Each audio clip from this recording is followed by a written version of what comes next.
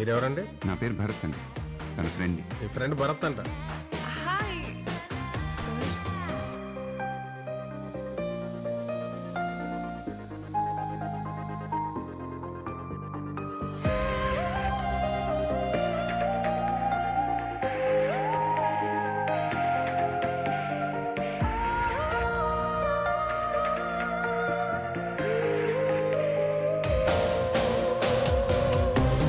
నీకు రాజులాంటి మొగుడొస్తాడు తల్లి, వాడే నిన్ను ఏలుకుంటాడు.